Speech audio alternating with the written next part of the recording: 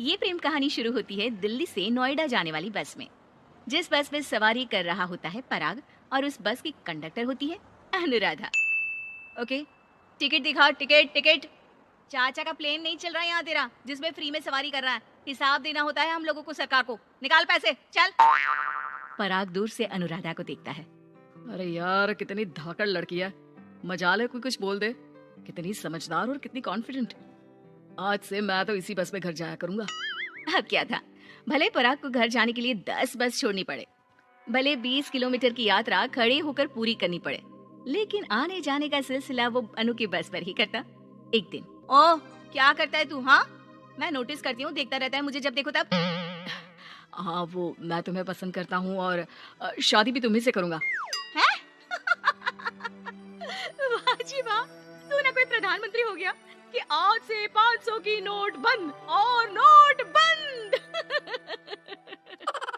नाजिना, इतनी तो नहीं चलती, लेकिन हाँ, तुम्हें प्यार करता हूँ। तुम्हें कोई प्रॉब्लम नहीं होने दूंगा, ये वादा करता हूँ। हाइट देखिए अपनी। मेरे लिए कोई ऐसा लड़का चाहिए जो मेरी तरह लंबा चौड़ा हो। अरे जोड़ी भी तभी अच्छी लगती है। जरूरी नहीं है, जो आपको खुश रखे, आपकी इमोशंस को समझे और आपसे बहुत सारा प्यार करे, जोड़ी तो उसी के साथ अच्छी लगती है। फिर क्या था, हीरोइन को हीरो से प्यार हो जाता है और दोनों शादी कर लेते हैं। शादी के बाद देख, अब तो इस घर की बहू है। अगर समझ गई है तो ये कंडक्टर वाली ड्रेस पहनकर घर से निकलने की जरूरत नहीं है। पराग अच्छा कमाता है तो तेरी नौकरी की भी जरूरत नहीं है हम लोगों को। अरे कैसी बात कर रही है माँ जी? यूँ कोई सरकारी नौकरी छोड़ता है क्या? और जब मेरी नौकरी लगी थी, मेरी अम्मा कितनी खुश हुई थी पता है? मैं तो नौकरी करूंगी। अरे नौकरी करेगी तो डंडे से मारूंगी, और हाँ, जो निकली घर से बाहर ना तो हाथ पैर तोड़ दूंगी और घर से बाहर निकाल दूंगी, देख लेना।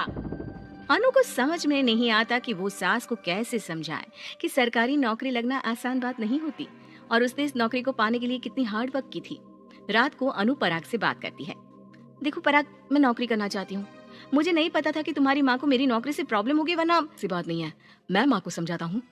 अगले रोज, देखो माँ, महंगाई का जमाना है और मेरी प्राइवेट नौकरी है। आज है कल का पता नहीं। वैसे भी अनु की सैलरी मेरी सैलरी के बराबर है। अगर ये भी नौकरी करेगी तो हम लोगों को जिंदगी जीने में आसान हो जाएगी ना। सास को बेटे की बात समझ में आती है और वो अनु की नौकरी के लिए मान जाती है।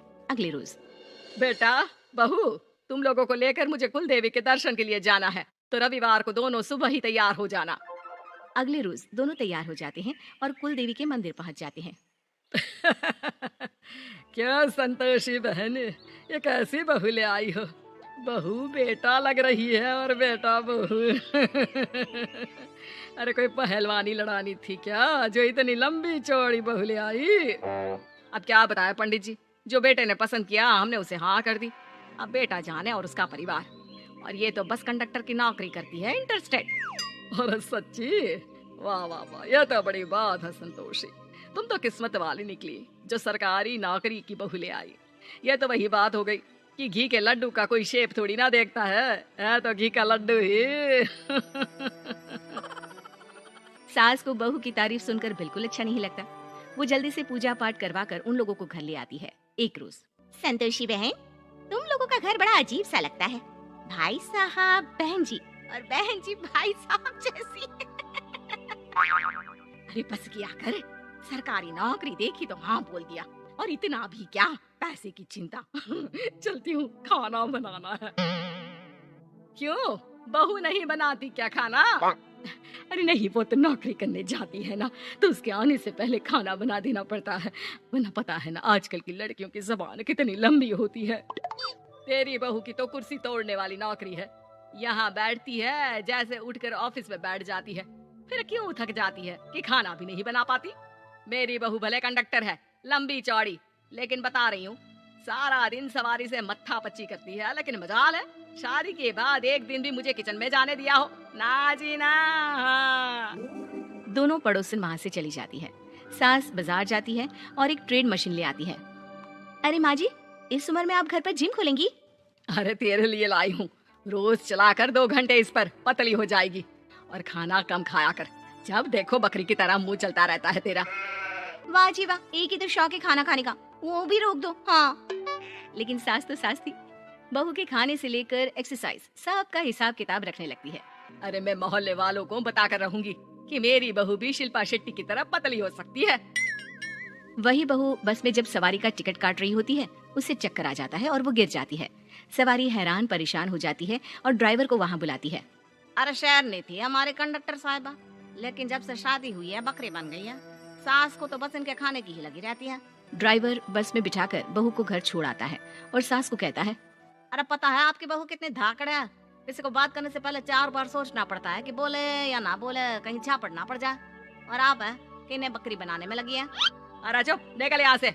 मेरी बहू है, मैं इसे बकरी बनाऊं या फिर गीदड़, तुम्हें क्या पता लोग कैसा मजाक उड़ाते हैं कि बहू इनकी बस की कंडक्टर है। बोलो, मुझे कैसा लगता होगा? अरे काम तो काम होता है माँ जी, वो छोटा या बड़ा नहीं होता।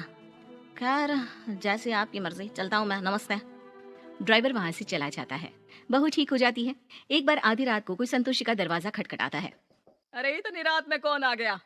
मेरा घर है, कोई पुलिस स्टेशन की घंटी नहीं जो बजाए जा रहे हो। खोल रही हो दरवाजा। जैसे ही दरवाजा खुलता है, सामने वही पड़ोसन खड़ी होती है जो अनु की कुछ दिन पहले बुराई कर रही थी।